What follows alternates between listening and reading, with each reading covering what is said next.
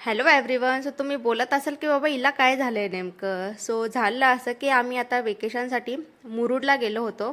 तर तिथेच असं बीचवरती चालता चालता मला दिसलं स्काय लँटर्न, जे की माझं वन ऑफ द बकेट लिस्टमधला एक विश होती. सो मी यांना बोलले की मला पण एकदा एक्सपिरियन्स घ्यायचा आहे स्काय लँटर्नचा. तर ते बोलले की चल आपण घेऊयात.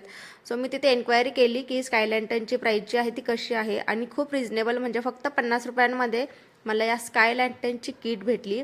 सो असेंबल वगैरे कसं करायचं ते मला लिटरली माहीत नव्हतं. सो तिथे जो मुलगा होता त्याची मी हेल्प घेतली, आणि त्याने जसं इन्स्ट्रक्ट केलं तसं मी फॉलो केलं त्याच्या इन्स्ट्रक्शन्सला, आणि फायनली माझा स्काय लँटर्न रेडी होता. सो जेव्हा मी त्याला आकाशामध्ये उडवलं तो इतका सुंदर जात होता की त्याच्याकडे बघून मला आणि माझ्या लेकीला एवढा आनंद झाला की आम्ही दोघीजणी बीचवरच नाचायला लागलो.